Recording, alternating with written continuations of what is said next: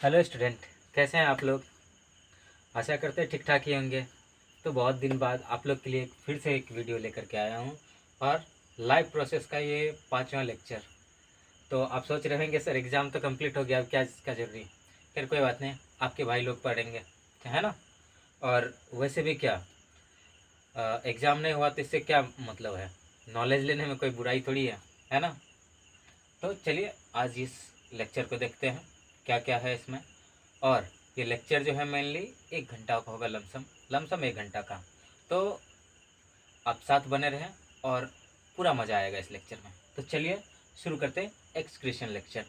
तो देखते हैं इसमें क्या है ना। तो देखिए, तो सबसे पहले जानते हैं कि एक्सक्रीशन का मतलब क्या होता है। एक्सक्रीशन का मतलब होता है कोई भी वेस्ट मटेरियल को रिमूव करना, कोई भी चीज़ को रिमूव करना। कहने का मतलब, अब ये मत समझिएगा कि बाहरी, हम लोग का बॉडी के अंदर से अगर कोई भी चीज़ निकाल रहे बाहर, इसका मतलब होता है एक्सक्रीट आउट।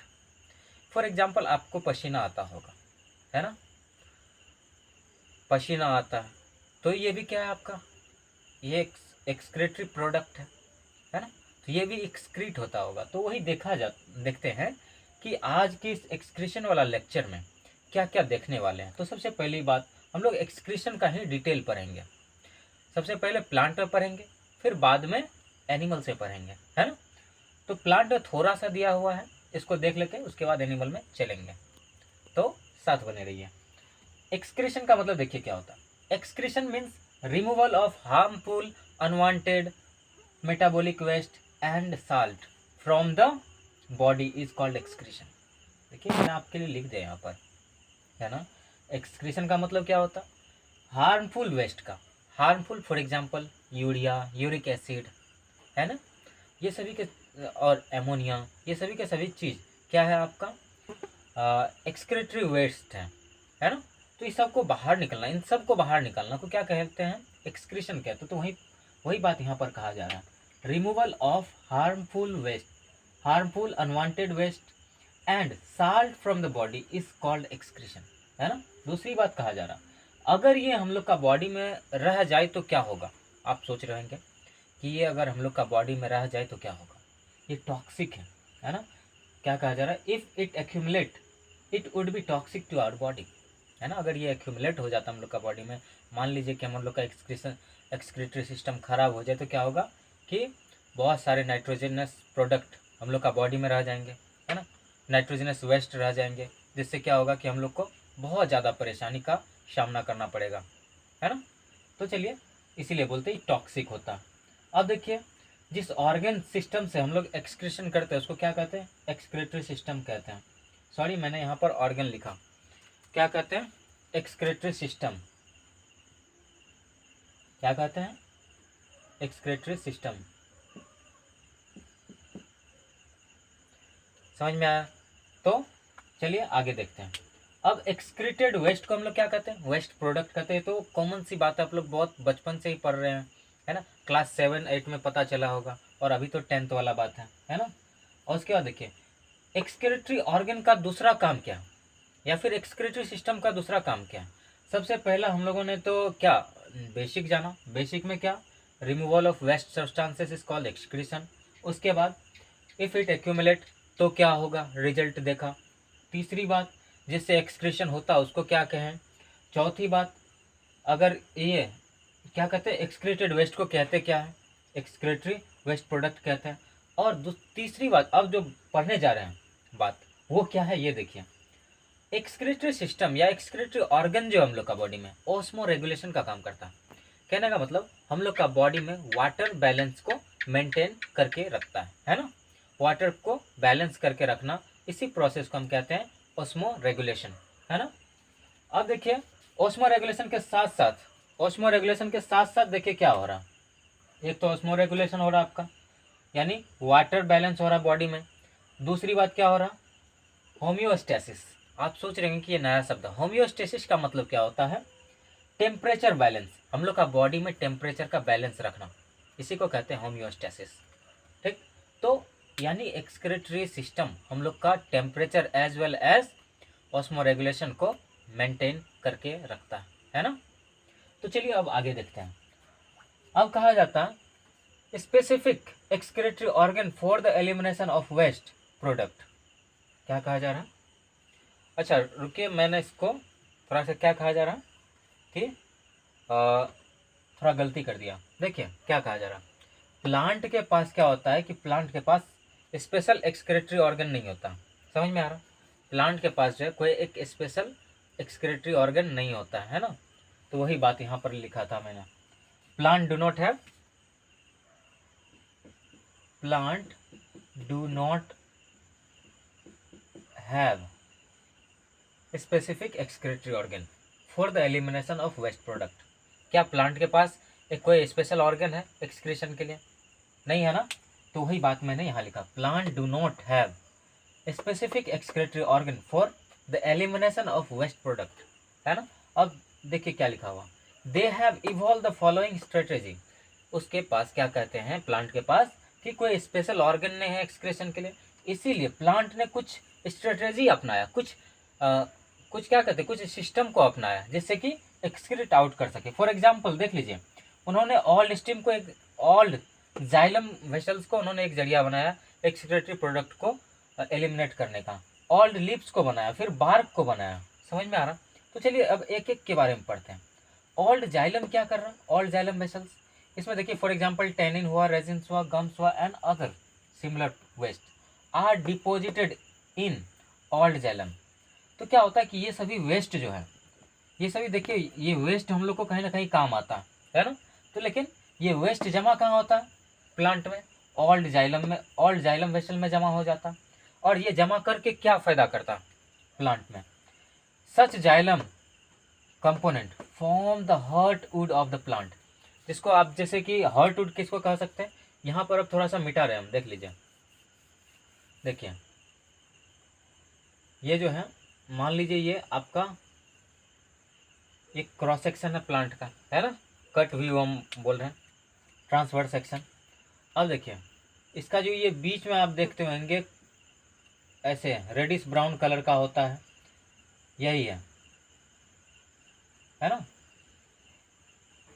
समझ में आया? तो ये जो रेडिश ब्राउन का दिखता है, मैंने तो रेड बना दिया, ये रेडिश ब्राउन दिखता है, कैसा दिखता है,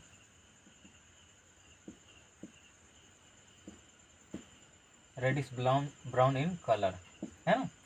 तो जाइलम वेसल्स में ये जमने के बाद क्या होता है कि ये सभी वेस्ट जमा होने के बाद क्या होता है कि कुछ ऐसा फॉर्मेशन हो जाता है ना, जिसको कि हम लोग अगर शुद्ध देहाती भाषा में बोले तो उसको कहते हैं कि वृक्ष का शाल, है ना। अब आप लोग क्या बोलते हैं कमेंट करके जरूर बताइएगा, है ना। अब लीव्स में देखिए, और क्या बोले कि ये जो है लकड़ी का वुड, ये जो लकड़ी का हर्ट बन जाता है, वही बात कहा गया ना कि हर्ट वुड बन जाता है, मतलब मिडिल में, है ना। अब ऑल्ड लिप्स में जमा होने के बाद क्या होता है, अब देखिए certain waste accumulate in older lips which are soon shed off. तो कभी कभी क्या होता है कि लिप्स में भी, लिप्स प्लांट का लिप्स जो होता है ना, लिप्स जो होता है ना, उसमें क्या होता है कि ये वेस्ट प्रोडक्ट जमा हो जाता है, और जमा होने के बाद क्या होता है कि लिप जो है, ओल्ड लिप झड़ जाता है प्लांट से, है ना, प्लांट से टूटता है कि नहीं। उसके बाद देखिए और बार्क में भी जमा होता है। बार्क मतलब क्या हुआ, फॉर एग्जाम्पल देख लीजिए, जैसे कि ये कोई वृक्ष है मान लीजिए, ठीक, तो ये इसका ऊपर वाला जो छिलका है ना, इसी को हम बार्क कहते हैं। ये जो बार्क है, ये तो सॉइल हो गया, ये बार्क है, ठीक, ऊपर वाला जो छिलका होता है इसमें भी कभी कभी जमा होता है। आपने यूकेलिप्टस का देखा होगा, उसका बार्क में क्या होता है कि वेस्ट प्रोडक्ट जमा होता है, फिर उसके बाद क्या होता है कि वो पील्ड ऑफ हो जाता है ना। तो वही बात यहाँ पर लिखा हुआ, tannins are deposited in dead cells of the bark which get peeled off periodically. आपको मैंने बढ़िया एग्जाम्पल दिया यूकेलिप्टस का, उसमें क्या होता है कि मतलब जितने वेस्ट प्रोडक्ट जो है अक्सर उसका बार्क में जमा होता है, और उसके बाद क्या होता है कि पीरियोडिकली समय आने पर उसका बार्क का मतलब टूट जाता है, मतलब वृक्ष से डिटैच हो जाता है कि नहीं। तो वही बात को मैंने यहाँ पर लिखा है। और देखिए क्या कहा जा रहा है कि as crystal in living cells, और लिविंग सेल्स में यही वेस्ट प्रोडक्ट क्रिस्टल्स के तौर पे रहता। देख लीजिए क्या कहा जा रहा है, salt like calcium oxalate and calcium carbonate get deposited in the form of crystals तो वही कहा जा रहा है कि ये साल्ट, कैल्शियम साल्ट और कैल्शियम, देखिए कैल्शियम ऑक्जेलेट और कैल्शियम कार्बोनेट, ये सब क्या है, साल्ट का मतलब ये साल्ट है और प्लांट का क्या है, वेस्ट प्रोडक्ट है ना, है कि नहीं। तो ये नॉर्मल साल्ट नहीं, याद रखिएगा, है ना। तो ये प्लांट का वेस्ट प्रोडक्ट भी है। तो किस फॉर्म में जमा होता है, क्रिस्टल्स के फॉर्म में। क्रिस्टल्स मतलब जैसे देख लीजिए, ऐसे ऐसे कह सकते हैं, ये क्रिस्टल्स हो गया इसके फॉर्म में, है ना। अब देखिए, some substances are stored in central vacuoles of the cells, और कुछ कुछ क्या होता है कि सेंट्रल वैक्यूल्स में जमा हो जाता है। कौन सी चीज़ के बारे में बात कर रहे हो आप बताइए। तो अभी जो है हम लोग क्या चीज़ के बारे में बात कर रहे हैं, मेनली वेस्ट प्रोडक्ट के बारे में। तो वही वेस्ट प्रोडक्ट जो है कुछ कुछ आपका सेंट्रल वैक्यूल्स में भी जमा हो जाता है ना। और यहाँ पर देखिए क्या कहा जा रहा है कि कुछ कुछ क्या होता है कि साल्ट के तौर पे कुछ कुछ वेस्ट प्रोडक्ट साल्ट। अब देखिए यहाँ पर प्लांट में अगर साल्ट ग्लैंड के बारे में यहाँ पर कुछ कहा गया, plant living in saline habitat excrete excess of salt. कहने का मतलब जो प्लांट आपका स्लाइन एरिया में है ना, जहाँ पर बहुत ज़्यादा क्या कहते हैं, बहुत ज़्यादा नमक होता है, नमक कह सकते हैं मिट्टी में, या फिर इन द सेंस कि वो आपका सी एरिया में है या कोस्टल एरिया में है, तो उस जगह आपको पता है कि सी वाटर जो होता है नमकीन होता है ना।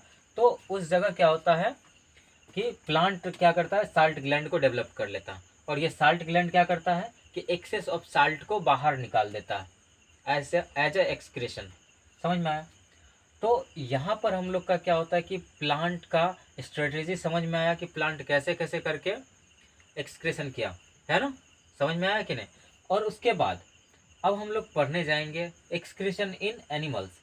तो एनिमल्स में भी एक्सक्रेशन इन यूनिसेलुलर पहले जानेंगे, फिर उसके बाद मल्टीसेलुलर जानेंगे, है ना। तो मल्टीसेलुलर यानी मेनली ह्यूमन की बात करेंगे।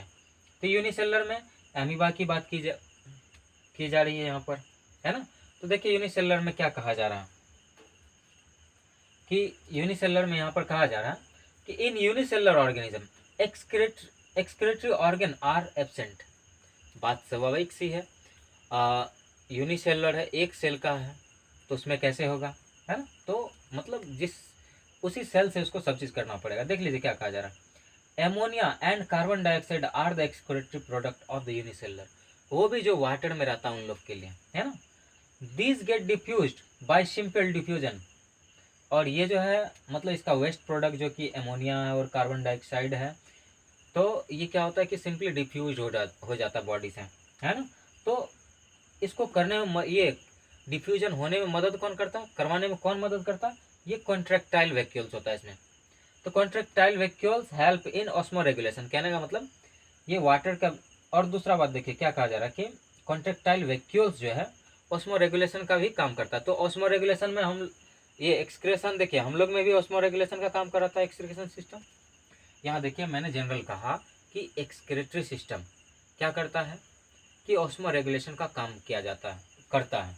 तो वही बात मैंने यहाँ पर भी लिखा है कि इसमें देखिए ऑस्मो रेगुलेशन कौन कर रहा है, कॉन्ट्रैक्टाइल वैक्यूल, यानी कि वाटर लेवल को चेक कौन कर रहा है, कॉन्ट्रैक्टाइल वैक्यूल। कोई दिक्कत है ना। तो देखिए यहाँ पर एमीबा में देखिए ये न्यूक्लियस रहा, ये कॉन्ट्रैक्टाइल वैक्यूल्स रहा। फिर यहाँ पर देखिए एमीबा में कॉन्ट्रैक्टाइल वैक्यूल्स बड़ा हुआ, बड़ा होने के बाद क्या हुआ कि मेम्ब्रेन के पास जा रहा, फिर मेम्ब्रेन से यहाँ देखिए यहाँ बाहर फ्यूज हो गया और वाटर, एक्सेस ऑफ वाटर क्या हुआ, बाहर निकल गया। तो समझ में आया।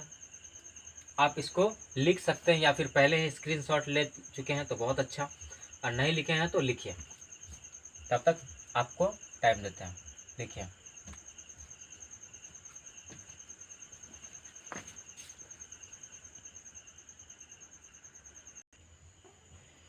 तो आप लोग पूरा उतार लिए, चलिए अब देखते हैं फिर आगे, चलिए आगे देखते हैं।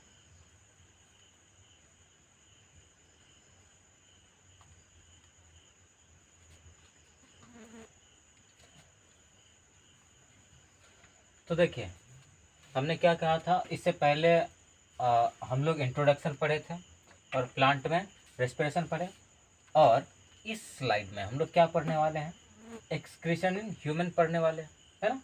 तो अब देखते हैं कि ह्यूमन में एक्सक्रीटरी सिस्टम क्या। तो ह्यूमन का मेन एक्सक्रीटरी सिस्टम की अगर बात करें तो वो किडनी है। तो देखिए हम लोग का एक्सक्रीटरी सिस्टम में क्या क्या होता है, इस चीज़ को देख लेते हैं।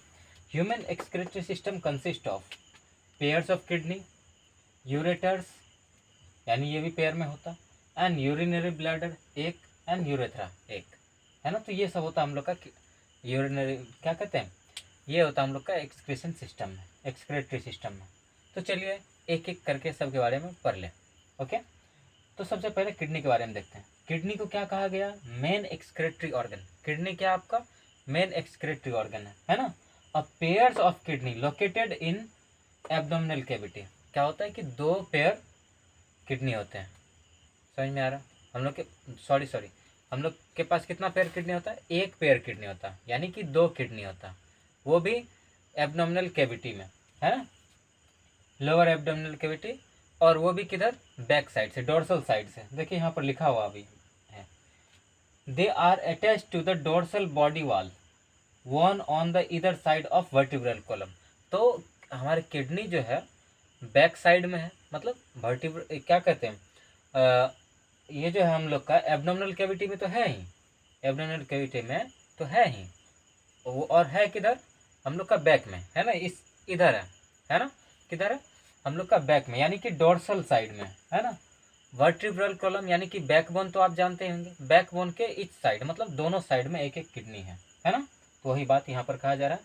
और किडनी का मेन काम क्या है, नाइट्रोजनस वेस्ट को रिमूव करना, नाइट्रोजनस वेस्ट को रिमूव करना, और साथ ही साथ एक्सेस ऑफ वाटर को भी रिमूव करना, है ना। कहाँ से, ब्लड से, है ना। अब देखिए ब्लड, अब देखिए ब्लड कैसे फिल्टर होता होगा, तो ये इस चीज़ को देख लेते हैं। Blood enters the kidney for filtration by a pairs of renal artery. तो चलिए एक बार डायग्राम पे आते हैं। यहाँ पर देखिए आर्टरीज किसको कहा गया, तो ये रहा एरोटा, है ना, यानी कि आपका डीऑक्सीजनेटेड नहीं, मतलब फुल ऑफ नाइट्रोजनस वेस्ट, समझ में आ रहा, और एक्सेस ऑफ वाटर इधर से आता है ना। और इस वेन के जरिए इस वेन के जरिए क्या होता है, किडनी में जाता है, बोथ ऑफ द किडनी में, है ना, बोथ ऑफ द किडनी में जाता है। और इसके बाद क्या होता है कि फिल्टर्ड होता है, समझ में आ रहा। तो इसके बाद क्या हो रहा है, यहाँ पर ब्लड फिल्टर हो रहा है, और जैसे ही फिल्टर हो गया उसके बाद ब्लड क्या होता है कि वापस आपका रीनल वेन के जरिए वापस चला जाता है ना, ये रीनल वेन के जरिए वापस चला जाता है। फिल्टर्ड ब्लड जो है आपका रीनल वेन के जरिए वापस बॉडी में चला जाता है। और याद रखिएगा ये सब जो है आपको हार्ट से आ रहा है, कहाँ से आ रहा है, ये सभी जो है वेन्स या फिर आर्टरीज, ये सभी के सभी आपका हार्ट से ओरिजिनेट होके आ रहा है ना। तो चलिए आगे देखते हैं क्या कहा जा रहा है कि pairs of renal veins collect the filtered blood from the kidney. तो वही बात मैंने ये कहा, है ना, पेयर्स में होते लेकिन ये वेन्स, है ना। अब देखिए urine formed in the kidney passes down the ureter to the urinary bladder, है ना। तो मतलब हमारा यूरिन जो बन रहा है किडनी में वो किधर होता है, क्या होता है कि हम लोग का यूरेटर होते हुए यूरिनरी ब्लैडर में आ जाता है, समझ में आया। अब उसके बाद देखिए क्या कहा जा रहा है, urine is collected in the urinary bladder is released periodically to the exterior through the urethra. तो यानी कि हम लोग के अंदर यूरिन जो स्टोर्ड होता है यूरिनरी ब्लैडर में, तो वो क्या होता है कि टाइमली क्या होता है कि उसमें कुछ सर्टेन अमाउंट होता है, फॉर एग्जांपल 300 से 400 ml तक अगर मान लीजिए यूरिनरी ब्लैडर में भर गया यूरिन, तो क्या होता है कि आपका ब्रेन को सिग्नल मिलता है, और उस सिग्नल के से क्या होता है कि मतलब यहाँ पर डायलेशन होता है यूरेथ्रा का, है ना, यूरेथ्रल स्फिंक्टर का क्या होता है, डायलेशन होता है, और क्या होता है कि यूरिन बाहर डिस्चार्ज होता है, समझ में आ रहा, तो ऐसे करके होता है। तो चलिए यहाँ पर डायग्राम देख लेते हैं। ये आपका किडनी रहा, बीन शेप का होता है ना, कैसा होता है, बीन शेप का होता है, और दोनों के ऊपर देखिए यहाँ पर सरताज करके कुछ है, ये है ना, इसको हम एड्रेनल ग्लैंड बोलते हैं, है ना। ये आपका क्या है, एड्रेनल ग्लैंड को बना, ये क्या है आपका एड्रेनल ग्लैंड। और याद रखिए किसी से लड़ना होता है आपको, है ना, तो अब किसी को धोना होता है या फिर किसी से धुलाई खाने वाले होते हैं, इस दोनों समय क्या होता है कि एड्रेनल ग्लैंड आपको फाइट एंड फ्लाइट हार्मोन निकालता है, और आप क्या करते हैं कि आप बहुत ज़्यादा एक्साइटेड हो जाते हैं, है ना, और या तो मारपीट करते हैं या फिर भाग जाते हैं। तो यानी फाइट एंड फ्लाइट हार्मोन निकलता है। या फिर कभी आपको कुत्ता दौड़ा रहा है ना, तो कुत्ता दौड़ाते वक्त आपको क्या, ये एड्रेनल ग्लैंड जो है एड्रेनलिन हार्मोन निकाल देता है और आप क्या करते हैं, दौड़ दौड़ के भागते हैं, है ना, एक्स्ट्रा एनर्जी प्रोवाइड करता है इस समय, सोचिए, है ना। तो यानी एक्साइटमेंट दे रहा है।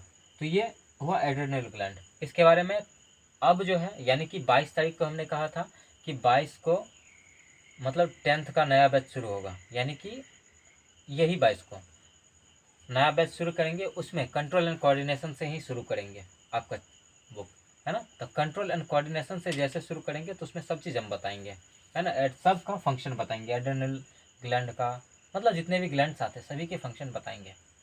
तो साथ बने रहिए, है ना।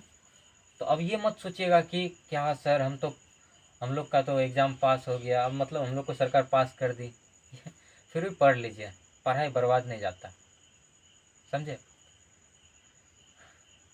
या तो आप लोग को लग रहा होगा कि बेकार कर रहे हैं, जी नहीं, पढ़ाई कभी बेकार नहीं जाता आप लोग का, है ना, नॉलेज कभी बेकार नहीं जाता। एक बार क्या कहते हैं, अर्जन करके तो देखिए, तब पता चलेगा, अभी पता नहीं चलेगा ऐसे आप लोग को, है ना। तो चलिए आगे देखते हैं। ये रहा किडनी, है ना, ये लेफ्ट किडनी रहा, ये आपका राइट किडनी रहा, है ना। अब देखिए ये दोनों साइड जो है, ये देखिए यूरिन आ रहा है, ये क्या है, यूरेटर है, ये भी यूरेटर है आपका, और ये यूरिनरी ब्लैडर रहा, और इसके अंदर देखिए यूरिन भरा हुआ। और यहाँ पर देखिए, इसको हमने क्या कहा था, इन्फीरियर वेना कावा, यानी मेन वेन, समझ में आ रहा, ये इन्फीरियर वेना कावा या फिर इसको मेन वेन कह सकते हैं। और ये रेड वाला जो है आपका, इसको आर्टरी कह सकते हैं या फिर मेन एओर्टा, मेन एओर्टा, समझ में आ रहा, कोई दिक्कत है कि नहीं। तो ये रहा आपका यूरेथ्रा और ये यूरेथ्रल ओपनिंग, समझ में आ गया ये डायग्राम। और इसके बाद देखिए हम किडनी का क्या करते हैं, टीएस को देखते हैं, मतलब नहीं एलएस को, समझ में आ रहा, लॉन्गिट्यूडनल सेक्शन को देखते हैं। देखिए इसको लॉन्गिट्यूडनली काटे, फिर इसके बाद देख रहे हैं कैसा दिखता है हमारा किडनी। देख लीजिए किडनी के अंदर कैसा कैसा चीज़ दिखता है, देखें। तो ये देखिए ये किडनी रहा, और ये ऊपर का कवरिंग रहा, जिसको कि हम लोग क्या कहते हैं, रीनल कैप्सूल कहते हैं। क्या कहते हैं, रीनल कैप्सूल, क्या कहते हैं, रीनल कैप्सूल के नाम से जानते हैं, समझ में आया। तो ये आपका रीनल कैप्सूल रहा, कोई दिक्कत। और ये देखिए, और जैसे कैप्सूल के अंदर आएंगे तो इसको हम कॉर्टेक्स बोलते हैं। तो हमारा क्या कहते हैं, हमारा किडनी जो है दो भाग में बांटा होता है, एक कॉर्टेक्स और एक मेडुला में, है ना। तो कॉर्टेक्स, आउटर भाग को कॉर्टेक्स कहते हैं और इनर को मेडुला कहते हैं, है ना। तो अब देखिए मेडुलरी रीजन में क्या होता है कि ये पिरामिड जैसा होता है हम लोग का हार्ट में, है ना, ये पिरामिड। तो इसको हम क्या कहते हैं, मेडुलरी पिरामिड, क्या कहते हैं इसको, मेडुलरी पिरामिड कहते हैं। और ये इस बीच का रीजन को, या इसको क्या कहते हैं, रीनल कॉलम, क्या कहते हैं इसको, रीनल कॉलम कहते हैं, या फिर कॉलम ऑफ बर्टीनी, क्या कहते हैं, कॉलम ऑफ,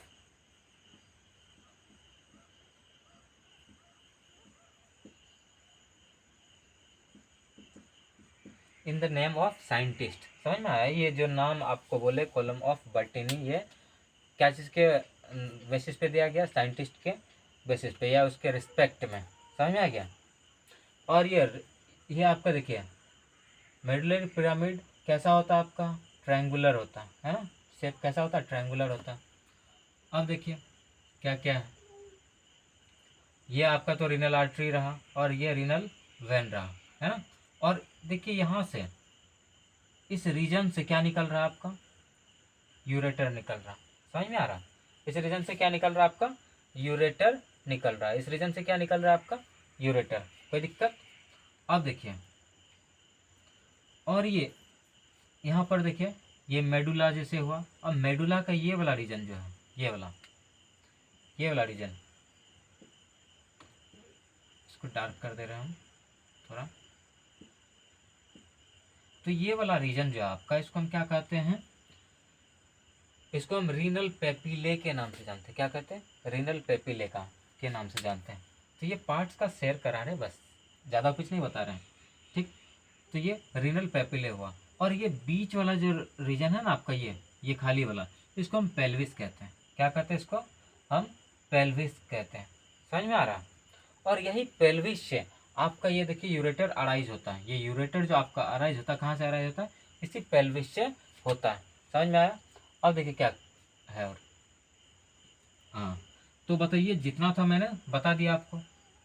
अब इसी को देखिए, एक तो ये मेडुलरी पिरामिड को यहाँ पर लेते हैं, एक मेडुलरी पिरामिड को यहाँ पर लेते हैं, और इसके बाद देखते हैं तो कुछ ऐसा दिखता है मेडुलरी पिरामिड। और उसके अंदर देखिए क्या दिखता है आपको, ये आपके नेफ्रॉन रहे। आपको बता दूं कि हमारे किडनी का यूनिट क्या है, नेफ्रॉन है। हमारे किडनी का यूनिट क्या है, नेफ्रॉन है। समझ में आया।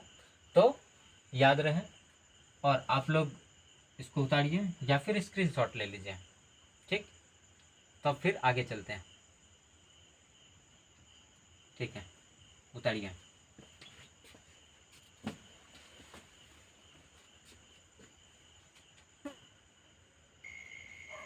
तो आप लोगों ने उतार लिया। चलिए अब जो यूनिट के बारे में पढ़ते हैं, किसके बारे में, unit of kidney, that is the nephron and the functional unit of kidney. समझ में आया। तो चलिए देखते क्या है ये नेफ्रॉन। देखिए क्या है नेफ्रॉन आपका, नेफ्रॉन को कहा गया फंक्शनल यूनिट, यानी कि ये फिल्ट्रेशन का यूनिट है। किडनी का यूनिट यानी फिल्ट्रेशन का यूनिट। समझ में आया। Etch kidney is formed of large number of nephrons और यूरिनिफेरस ट्यूब्यूल्स। समझ में आ रहा। प्रत्येक किडनी जो है बहुत ज़्यादा नंबर ऑफ नेफ्रॉन से बना हुआ है। समझे।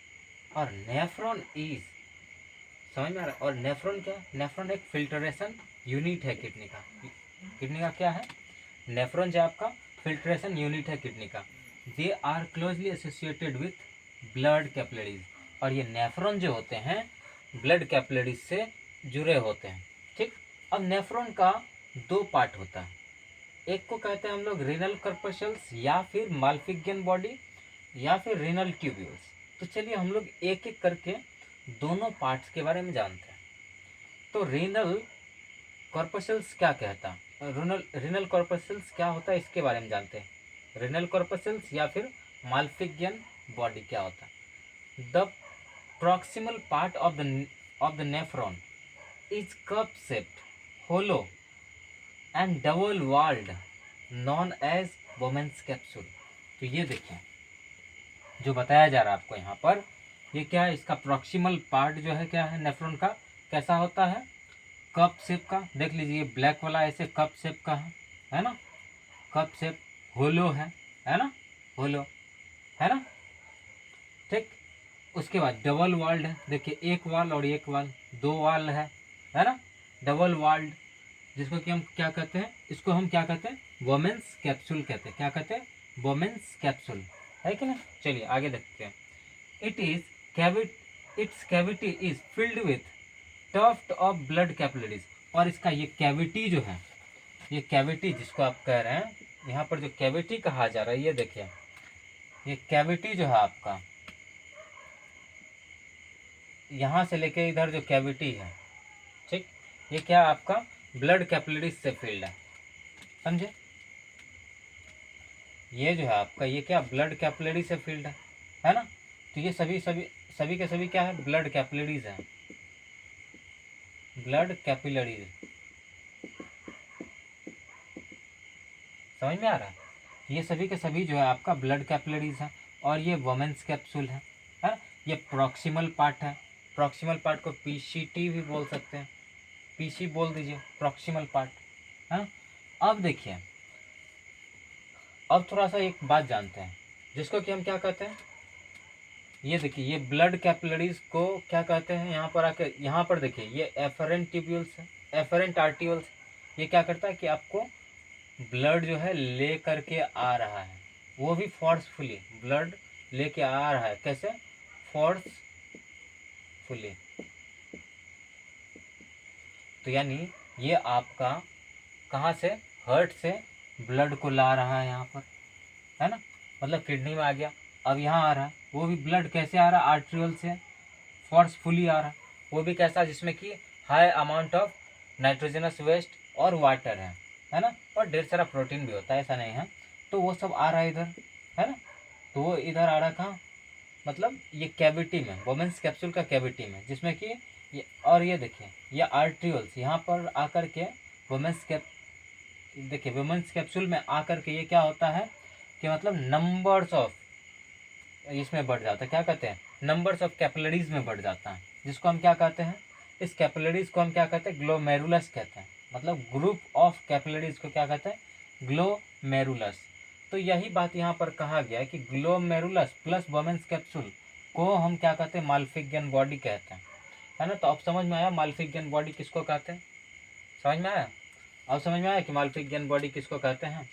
तो मतलब ग्लोमेरुलस यानी कि ये tuft of blood capillaries plus Bowman's capsule is equal to क्या होता है आपका, is equal to Malpighian body. समझ में आया।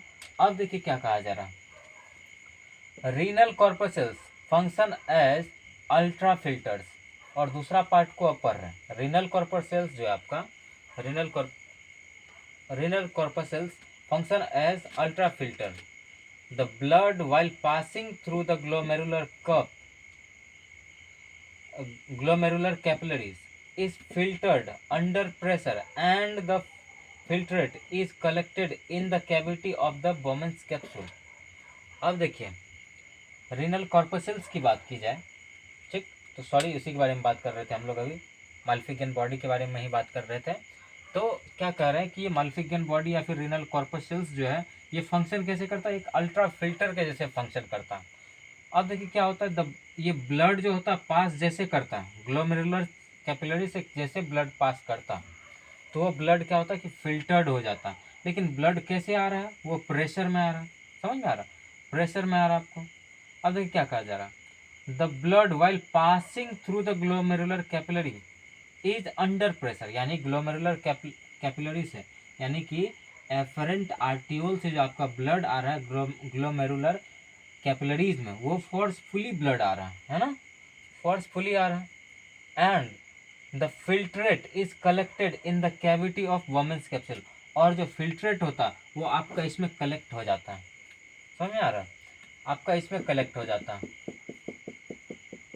ठीक, इस वुमेन्स कैप्सूल में फिल्ट्रेट हो जाता है, मतलब जमा हो जाता है ये सब, समझे। इसमें ब्लड प्लाज्मा सब भी हो जाता है और ढेर सारा चीज़ निकल जाता है, मतलब बॉडी में जितना साल्ट है ना, समझ रहे हैं कि नहीं, excess of salt, excess of nitrogenous waste, ये सभी के सभी क्या होता है कि इधर निकल जाता है, इसमें आ जाता है, फिर वापस बहुत सारा चीज़ रीअब्जॉर्ब होता है। सभी चीज़ के बारे में पढ़ेंगे वन बाय वन करके, लेकिन फ़िलहाल इतना ही जानिए।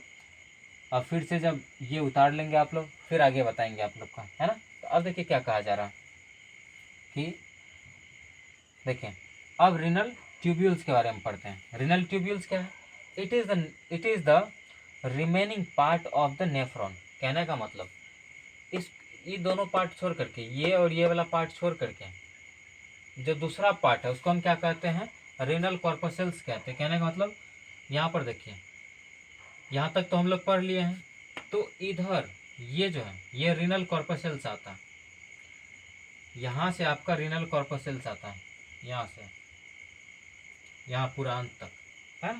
तो अब रीनल कॉर्पसेल्स में क्या आता है, डीसीटी आता है। अब देखिए इसी को क्या कहते हैं, डीसीटी। देखिए ये जो आपका यहाँ से शुरू क्या हो जाता है, डीसीटी हो जाता है, डिसेंडिंग लूप ऑफ डिसेंड, समझ में आ रहा, और सॉरी इधर से क्या शुरू हो जाता है, पीसीटी, यानी प्रॉक्सिमल कन्वोल्यूटेड ट्यूब्यूल्स, है ना, पीसीटी डीसीटी। देखिए it is a part of the remaining part of the nephron, it has 3 parts, यानी इसके पास अब जो है मतलब आपका रीनल ट्यूब्यूल्स जो है इसके पास क्या 3 पार्ट है। क्या क्या है वो 3 पार्ट, क्या है आपका, पीसीटी है, पीसीटी यानी कि ये प्रॉक्सिमल कन्वोल्यूटेड ट्यूब्यूल्स, उसके बाद क्या है यू शेप्ड हेनली लूप्स, और फिर देखिए ये यू शेप बन रहा है, ये यू बन रहा है ना आपका, यू बन रहा है, तो यू शेप हेनली लूप है एंड डीसीटी, और क्या है डीसीटी। कहने का मतलब ये, इसको हम क्या कहते हैं, डीसीटी कहते हैं, समझ में आ रहा है। डीसीटी का मतलब क्या होता है, डिसेंडिंग कन्वोल्यूटेड ट्यूब्यूल्स, है ना। All these opens into a collecting tubules, और ये सभी के सभी ये कलेक्टिंग ट्यूब्यूल्स में खुल जाते हैं। ये आपका कलेक्टिंग ट्यूब्यूल्स है, ये जो है कलेक्टिंग ट्यूब्यूल्स, इसको कलेक्टिंग ट्यूब्यूल्स कहते हैं, इसमें खुल जाता है ना इनटू पेल्विस। अब देखिए ये, अब इसमें खुल गया कलेक्टिंग डक्ट में, अब ये फाइनली कहाँ खुल जाता है, पेल्विस में खुल जाता है, पेल्विस रीजन में। हम आपको बताए थे इससे पहले वाला डायग्राम में, है ना, जब किडनी का डायग्राम बनाए थे TS वाला LS वाला, उसमें हम बताए थे, है ना, पेल्विस क्या होता है। कहने का मतलब कुछ ऐसा पार्ट था, ऐसे ऐसे ऐसे ऐसे बन रहा था, ये बीच वाला पार्ट को हम क्या बोले थे, पेल्विस बोले थे, है ना। अब देखिए, तो पेल्विस में खुलता है, pelvis part of the ureter. All part of the renal tubules are covered with network of peritubular capillaries. कहने का मतलब देखिए क्या कहा जा रहा है कि जितने भी पार्ट है रिनल ट्यूब्यूल्स का, सभी के सभी क्या है, मतलब पेरिट्यूबुलर कैपिलरी से घिरा हुआ है। पेरिट्यूबुलर कैपिलरी आपने समझ रहे हैं, इसके ऊपर ब्लड वेसल्स होता है, ऐसे करके, ऐसे ऐसे करके, ऐसे नेटवर्क है, समझ लीजिए ऐसे करके होता है, समझे। तो चलिए अब जो है फिर से नेफ्रॉन का पार्ट को पूरा पूरी यहाँ पर देखते हैं, है ना। नेफ्रॉन यहाँ पर थोड़ा सा देखे थे, अब यहाँ पूरा देख रहे हैं, क्योंकि नेफ्रॉन के ही बारे में बात कर रहे हैं अभी। तो नेफ्रॉन का ये देखिए, इसको हम क्या कहते हैं, बोमेंस कैप्सूल, और ये हुआ आपका PCT यानी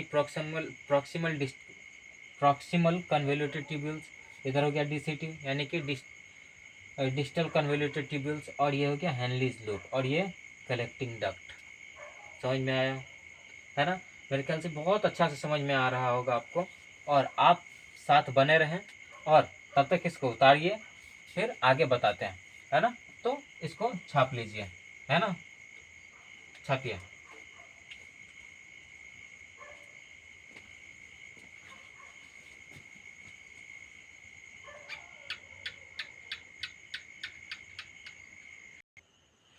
तो पीछे वाला आप लोगों ने उतार लिया, पार्ट्स ऑफ किडनी, है ना।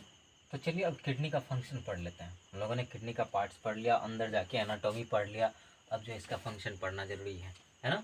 तो इतना चीज़ पढ़ने के बाद हम लोग को क्या पढ़ना है, फंक्शन पढ़ना है ना। तो किडनी का फंक्शन क्या है कि नहीं। तो किडनी इन ह्यूमन बींग की अगर बात करें तो क्या करता है कि नाइट्रोजनस वेस्ट को एक्सक्रीट करता है, दैट इज यूरिया, है कि नहीं, फ्रॉम यूरिन, मतलब यूरिन के थ्रू इसको यूरिया को पास करता है, and remove excess of water and salt, मतलब और एक्सेस ऑफ वाटर और साल्ट जो होता है हम लोग का बॉडी में, उस चीज़ को रिमूव करता है, किसके जरिए, यूरिन के जरिए। समझ में आ रहा होगा, लेकिन मज़े से पढ़िएगा, है ना।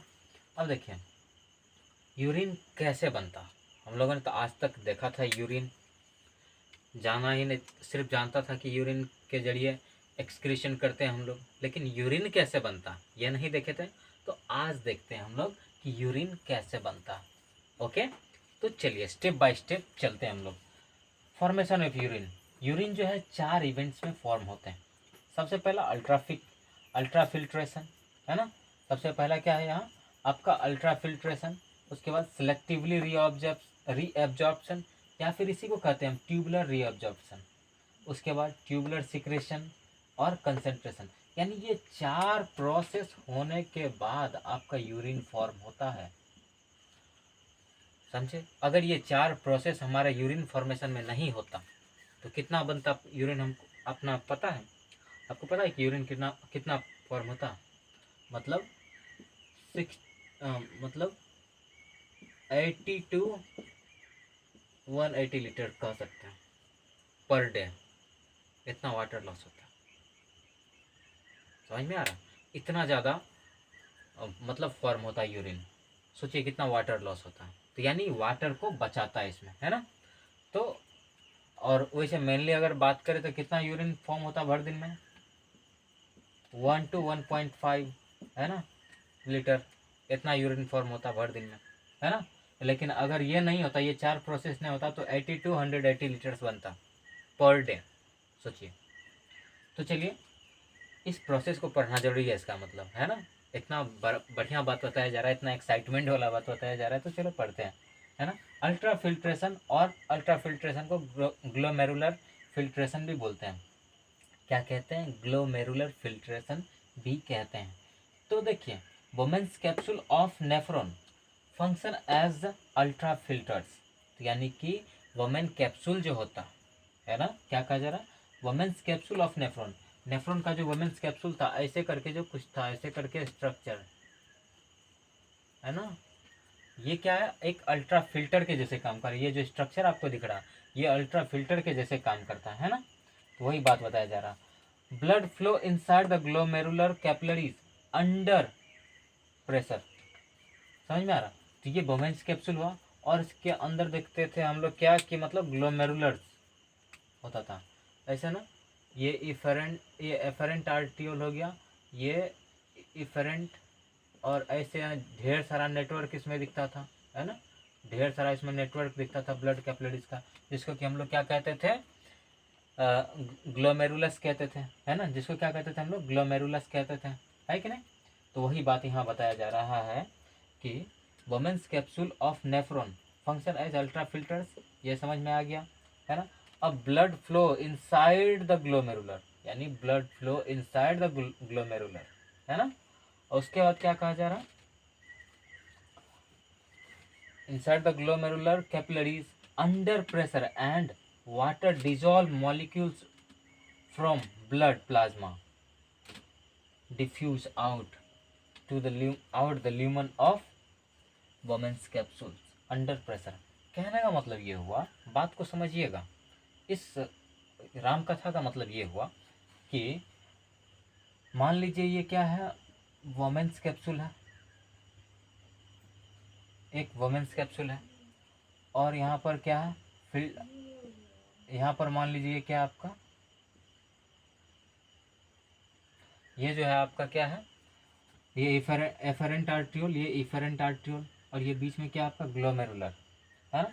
तो इधर से जो ब्लड आता है वो पूरा फोर्सफुली आता है, और फोर्सफुली इसमें सभी फिल्ट्रेट को यहाँ पर रख देता, सब चीज़ को यहाँ पर रख देता, है ना। ग्लोमेरुलर का क्या कहते हैं? वुमेन्स कैप्सूल का ल्यूमेन में सब चीज़ को निकाल के रख देता, इतना प्रेशर के साथ आता है ना। वही बात को यहाँ पर कहा जा रहा कि मतलब कि ब्लड जो है फ्लो करता है इनसाइड ग्लोमेरुलर, ठीक। ग्लोमेरुलर से under pressure and water dissolve molecule, मतलब जो भी डिजोल्व होता है ना, जो भी वाटर या फिर वेस्ट मटेरियल जो भी चीज़ होता है, सबको यहाँ पर ला के रख देता है। और जो यहाँ रख दिया उसी को हम क्या कर दिया? अल्ट्रा फिल्ट्रेट कर दिया। अब देखिए क्या कहा जा रहा है? As a result all substance dissolve in blood plasma are filtered out. और इसका कारण क्या हुआ? रिजल्ट क्या हुआ? कि जितने भी ब्लड प्लाज्मा में था डिजोल्व सब्सटेंसेस सब फिल्टर्ड आउट हो गया।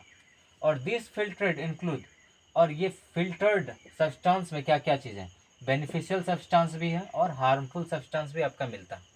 कहने का मतलब ये ग्लोमेरुलर फिल्ट्रेट जो हुआ, समझ में आ रहा?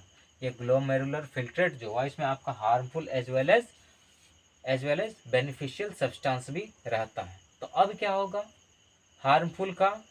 हार्मफुल सब्सटेंस जो होगा उसका एक्सक्रीशन होगा, और जो बेनिफिशियल है उसका फिर से रीएब्जॉर्प्शन होगा, है कि नहीं? समझ में आ रहा? तो उसका रीएब्जॉर्प्शन होगा। चलिए आगे देखते हैं। सम एसिड, अब देखिए क्या क्या बेनिफिशियल होता है। फॉर एग्जांपल देखिए, यूरिया ये बेनिफिशियल नहीं है, यूरिक एसिड बेनिफिशियल नहीं है, लेकिन लेकिन लेकिन लेकिन बात जानने वाली है, ग्लूकोज क्या है, एमिनो एसिड क्या है, और सम विटामिन, ये जो है आपका क्या है? यूजफुल है। क्या है? यूजफुल, है ना। यूजफुल है, इसका मतलब इसको रखना चाहिए। तो इसका क्या होगा? रीएब्जॉर्प्शन होगा। क्या होगा? इसका रीएब्जॉर्प्शन होगा। समझ में आ रहा?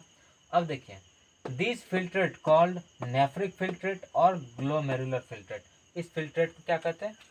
नेफ्रिक फिल्ट्रेट या फिर ग्लोमेरुलर फिल्ट्रेट कह सकते हैं। तो चलिए अब दूसरा प्रोसेस पढ़ते हैं, जिसको कहते हैं सिलेक्टिव रीअब्जॉर्प्शन या फिर ट्यूबुलर रीअब्जॉर्प्शन को पढ़ते हैं। समझ में आया? The useful substances from the glomerular filtrate are reabsorbed into the blood of efferent arterioles। कहने का मतलब ये जो फिल्ट्रेट आया पहला प्रोसेस में, अल्ट्रा फिल्ट्रेशन में जो हमको फिल्ट्रेट आया, उनमें से जो भी यूजफुल थिंग्स था उसका रीएब्जॉर्प्शन हो रहा है। समझ में आ रहा? तो वही बात का बताया जा रहा। किस में, लेकिन इफरेंट आर्ट्रियोल्स में। किस में? इफरेंट आर्ट्रियोल्स में। समझ में आ रहा है कि नहीं? अब देखिए, for this efferent arterioles forms a network of peritubular capillaries around Henle's loop and convoluted uriniferous tubules. अब देखिए, जैसे कि हम बनाते हैं एक तो छोटा सा, आपको क्या कहते हैं, छोटू सा कुछ एग्जांपल देते हैं। देखिए, जैसे कि मान लीजिए ये आपका वुमेन्स कैप्सूल है, ऐसे करके। अब देखिए, जैसे कि यहाँ से इफरेंट आर्ट्रियोल्स निकला था, यहाँ से इफरेंट आर्ट्रियोल्स आया था, है ना। तो अब ये जाकर के क्या करता है कि इसके साथ ऐसे ऐसे करके पेरिट्यूबुलर कैपिलरीज बना लेता है ना। देख रहे हैं, है ना। कन्वोल्यूटेड ट्यूब्यूल्स और हेनलीज लूप के अराउंड क्या होता है, कन्वोल्यूटेड ट्यूब्यूल्स बनाता है कौन, इफरेंट आर्ट्रियोल्स।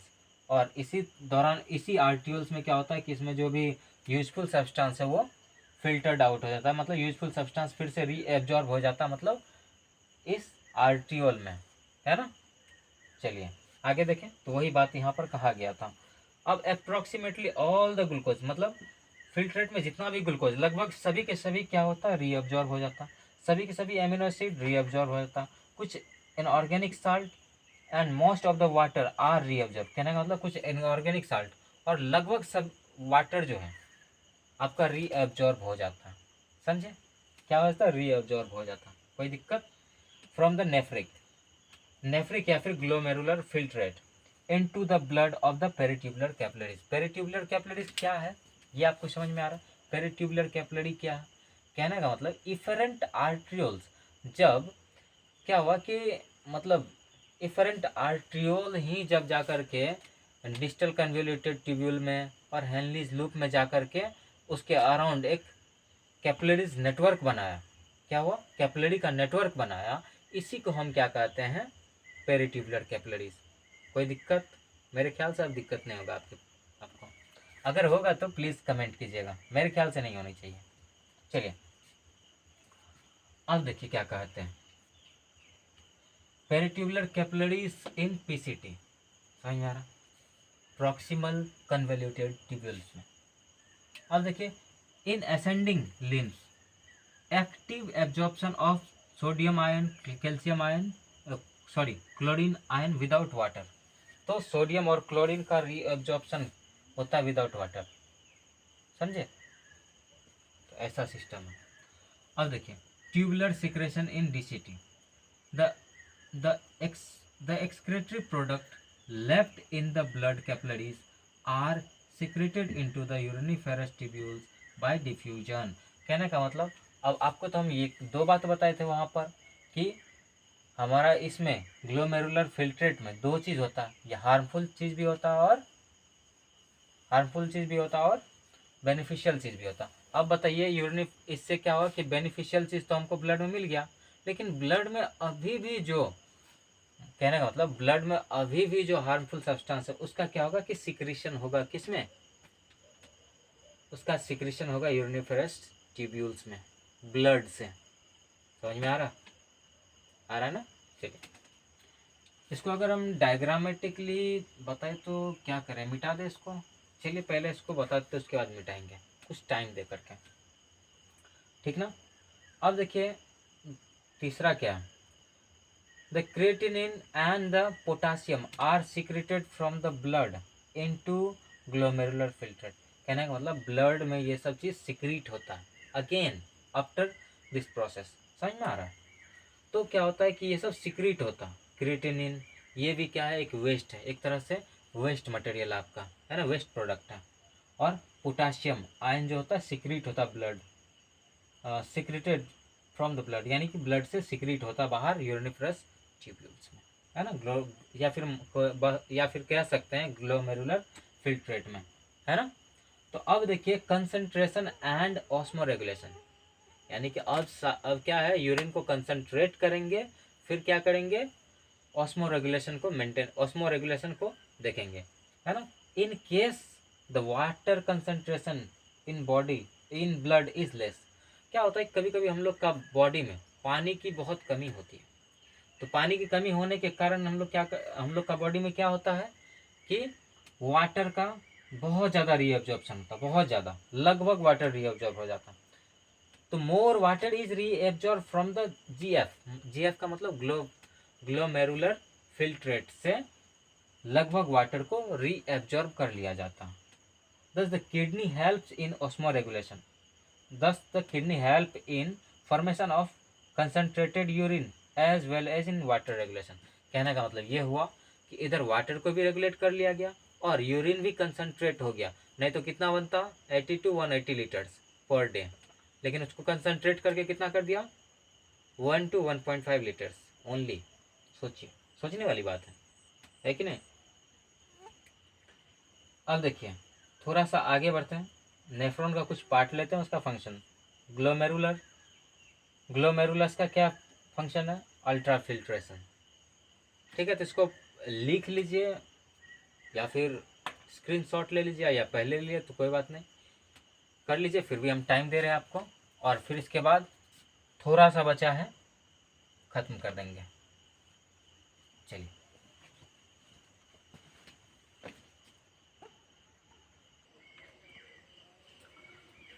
तो उतार लिया होगा पीछे वाला। चलिए अब देखते हैं फिर से क्या, कि मतलब देखिए वही जो हम लोग रिवाइज कर रहे थे, इससे पहले क्या क्या देखे थे, अब क्या देखेंगे देख लीजिए।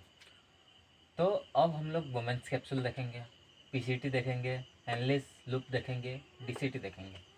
तब अंत में एक तो टॉपिक है यूरिन, और इसके बाद हेमियोडायलिसिस और आर्टिफिशियल किडनी या फिर होम्योडायलिसिस।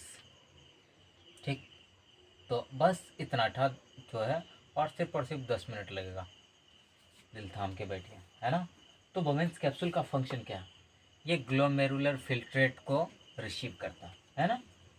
पीसीटी का फंक्शन क्या है, ये रीअब्जॉर्ब करता है क्या चीज़ को, ग्लूकोज को, ग्लूकोज को रीअब्जॉर्ब करता है, एमिनो एसिड को, इनऑर्गेनिक आयंस फ्रॉम जीएफ यानी ग्लू ग्लू सॉरी क्या कहते हैं, ग्लोमेरुलस, ग्लोमेरुलर फिल्ट्रेट्स, समझ में आ रहा, या फिर इसको नेफ्रिक फिल्ट्रेट्स, यानी रीअब्जॉर्ब करता है glucose, amino acid, inorganic ions, कहाँ से, ग्लोमेरुलर फिल्ट्रेट से या फिर नेफ्रिक फिल्ट्रेट से।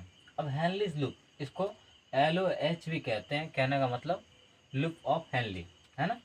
ये इसमें ये क्या होता है, ये क्या करता है कि ये एब्जॉर्ब करता है आपको वाटर, है ना, वाटर सोडियम आयन, है ना, वाटर और सोडियम आयन का एब्जॉर्प्शन करता है कौन, लूप ऑफ हेनली, है ना। अब reabsorption of remaining chlorine ion, secretion of potassium, creatinine and antibiotic और other drugs into the urine। ये किसका फंक्शन है, ये आपका डीसीटी का फंक्शन है, यानी डिस्टल कन्वोल्यूटेड ट्यूब्यूल्स का फंक्शन क्या है कि ये आपको मतलब ये क्या करता है कि क्लोरीन आयन का रीएब्जॉर्प्शन करता है, ठीक, फिल्ट्रेट से। और इसके बाद क्या सिक्रीट क्या करता है, सिक्रीट क्या करता है, सिक्रेशन ऑफ K+ यानी पोटाशियम आयन, क्रिएटिनिन और एंटीबायोटिक्स और other drugs into the urine. समझ में आ रहा, तो चलिए अब यूरिन के बारे में पढ़ते हैं, समझ में आ गया होगा मेरे ख्याल से। अब यूरिन है क्या, एक एडल्ट में कितना 1 से 1.5 लीटर सिक्रेट होता है, ये तो बता ही दिए थे हम आपको, है ना। यूरिन यूजुअली क्लियर कलर होता है, क्लियर या फिर स्ट्रॉ कलर, यानी पेल येलो कह सकते हैं उसको। क्यों होता है, क्योंकि उसमें एक पिगमेंट होता है जिसका नाम क्या है पता है, यूरोक्रोम। उस पिगमेंट का नाम क्या है, यूरोक्रोम।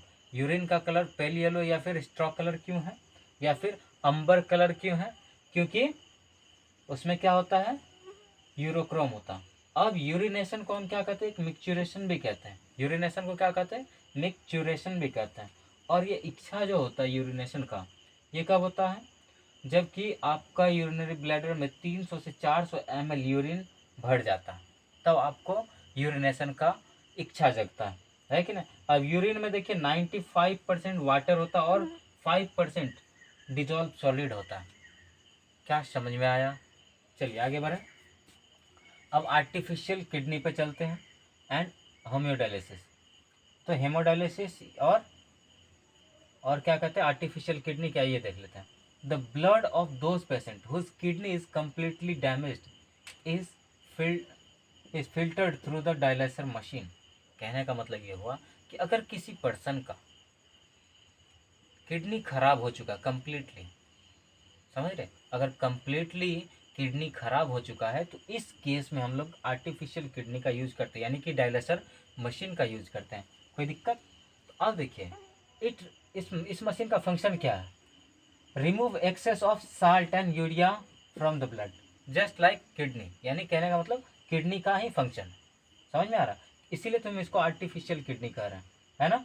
तो क्या करता है कि साल्ट और यूरिया ब्लड से क्या करता है, एक्सक्रीट आउट करता है, रिमूव करता है। और it is also called as artificial kidney, और इसीलिए हम इसको क्या कहते हैं, आर्टिफिशियल किडनी के नाम से भी जानते हैं। And the process of purifying blood is called as haemodialysis. और ये ब्लड प्योरीफाइंग का प्रोसेस को हम क्या कहते हैं, इस मशीन के द्वारा उसको क्या कहते हैं, हेमियोडायलिसिस। क्या कहते हैं? हेमोडायलिसिस। क्या कहते हैं? हेमोडायलिसिस। तो चलिए हेमोडायलिसिस क्या होता है। तो blood of the patient is taken out from main artery. तो क्या होता है हेमोडायलिसिस प्रोसेस में, एक पेशेंट का आर्टरी से, मेन आर्टरी से ब्लड लिया जाता, उसको ठंडा किया जाता 0 डिग्री तक, और फिर उसमें एंटीकोगुलेंट मिलाया जाता, जैसे कि हेपरिन। हेपरिन एक एंटीकोगुलेंट है, ठीक। तो हेपरिन मिलाया जाता ताकि ब्लड क्लॉट ना करे, और उसको ठंडा किया जाता 0 डिग्री तक। And blood is pump into the artificial kidney. और फिर उसके बाद क्या होता है कि ब्लड को इस आर्टिफिशियल किडनी में डाल दिया जाता है। यहाँ पर क्या होता है, ब्लड फ्लो करता है एक चैनल के थ्रू या फिर ट्यूब, और ट्यूब के थ्रू, जो क्या बनाता है, एसपीएम मतलब सेमी परमिएबल मेम्ब्रेन को बनाता है। सेलोफेन का एक सेमी परमिएबल मेम्ब्रेन बनाता है। समझ में आ रहा? अब देखिए क्या कहा जा रहा है। Cellophane tube are kept in dialysing fluid which contain some small solute and mineral ions। कहने का मतलब सेलोफेन को कहाँ डाला जाता है, एक डायलिसर फ्लूइड में डाला जाता है। समझ में आ रहा? किसमें? डायलिसिंग फ्लूइड में डाला जाता है। और उस फ्लूइड में क्या क्या रहता है बताइए तो? स्मॉल सॉल्यूट रहता है ना, मिनरल्स आयंस रहता है। समझ में आ रहा? मिनरल आयन सब। When the blood flow through the cellophane, और जब इस सेलोफेन होकर के ब्लड गुजरता है, समझ में आ रहा? The nitrogenous waste like urea, uric acid and creatinine etc diffuse out into the dialysing fluid. और क्या होता है कि ये सभी के सभी चीज डायलिसिंग फ्लूइड में डिफ्यूज आउट हो जाते हैं। कोई दिक्कत? And the blood that comes out of artificial kidney is pure. और इस आर्टिफिशियल किडनी के बाहर जो ब्लड जाएगा वो 100% प्योर होता। समझ में आ रहा? फिर इसके बाद क्या क्या जाता है, उसको बॉडी टेम्परेचर के लगभग में, मतलब इसको वार्म किया जाता है, ठीक। और इसके बाद इसमें क्या मिलाया जाता है, एंटी हेपरिन। समझ में आ रहा? एंटी हेपरिन मिलाया जाता है ताकि ये बॉडी का नॉर्मल कोगुलेटिंग, मतलब कोगुलेटिव, कहने का मतलब कोगुलेशन पावर को रिटेन कर सके, है ना।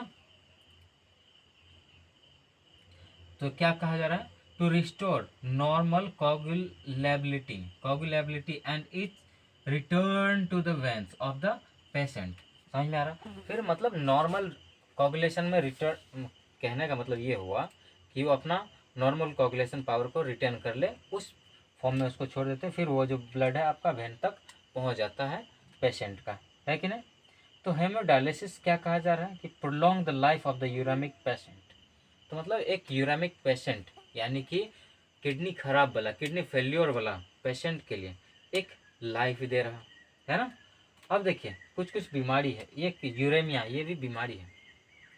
यूरेमिक पेशेंट, ये कहने का मतलब यूरेमिया क्या होता है, जब ब्लड में एक्सेस ऑफ यूरिया होता है ना, तो इसको यूरेमिक कहते हैं। अब कुछ कुछ बीमारी और है, जैसे कि रीनल कैलकुला, जैसे कि स्टोन हो जाना किडनी में, है ना, किडनी में स्टोन हो जाना, उसको क्या कहते हैं, रीनल कैलकुला। फिर इसके बाद ग्लाइकोशूरिया, कहने का मतलब अगर यूरिन में ग्लूकोज का मात्रा हो, अगर यूरिन में कीटोन की मात्रा हो तो कीटोनोरिया। तो कहने का मतलब ग्लाइकोशूरिया और कीटोनोरिया। तो ये दोनों का प्रेजेंस होने का मतलब क्या हुआ यूरिन में, कि patient is suffering from diabetes. समझ में आ रहा? तो ये डायबिटीज़ को इंडिकेट करता, कहने का मतलब these are the indicators of diabetes. समझ में आया? तो आज का क्लास हम यही समाप्त करते हैं और बोलते हैं थैंक यू। ठीक, तो आप देखते रहिए, पढ़ते रहिए, ठीक, आगे बढ़ते रहिए, है ना? चलिए, थैंक यू।